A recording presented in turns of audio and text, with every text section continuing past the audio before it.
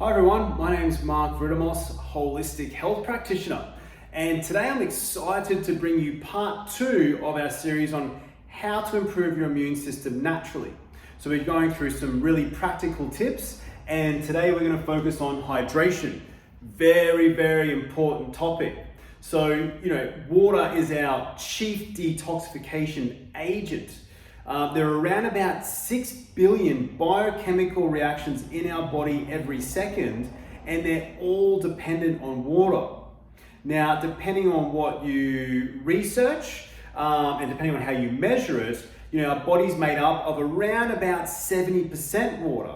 So it's really important that we get enough and use it appropriately.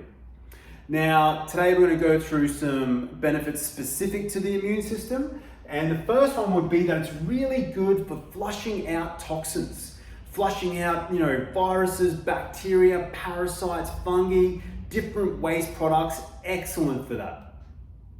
Second one would be it's excellent for your detoxification and digestion.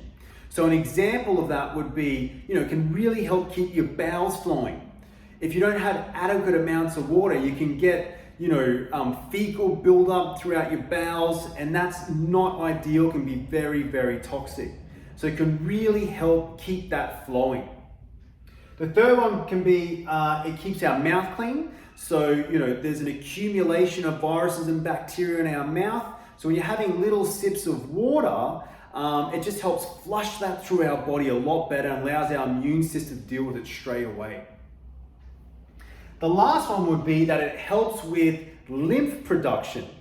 Now, lymph is part of our lymphatic system, and our lymphatic system is an integral part of our immune system, and our lymphatic system is really important in fighting off and dealing with foreign invaders such as viruses, bacteria, fungi, and parasites. So, are we getting enough water? Well, I'm going to go through the tips now, and I personally use a formula from a book called The Body's Many Cries for Water by Dr. Batman Jarlich. And in that book, he uses a formula which is 0.033 times your body weight. Now, in my experience, for myself and coaching people, that can vary a little bit depending on the season. So, from summer to winter, a little bit less in the winter, a little bit more in the summer. Can also depend on your levels of activity. So there's a standard measurement which is 1 cup of water per 1 hour one extra hour of physical activity, but I think that's very broad. That would have to depend on the intensity of physical activity and your body weight as well. So how do you know if you're actually getting enough? Well, there's a number of markers you can use in your body. But I personally just teach looking at your urine. So, an ideal color for urine would be anywhere between clear to pale yellow. Another indication around urine can be, if it's quite smelly, that can be an indication of dehydration. It can actually also be an indication of, a lot of toxicity in the body. Or potentially it may have just been something that you ate that's just coming through quite strongly. Now, I get questions around alcohol and caffeine. There's a lot of literature on this. So they are both diuretics. So they both facilitate, excretion of water through the body or through out the body, through urine.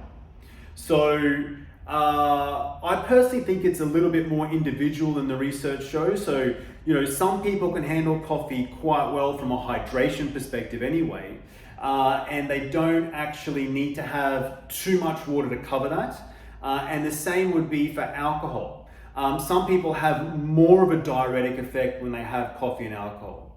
So for example, I have, about 1 to 2 drinks a week. It's one of my only vices. And I'm very sensitive to it because I'm not really used to things that aren't good for my body coming through. The next thing would be around filtered water.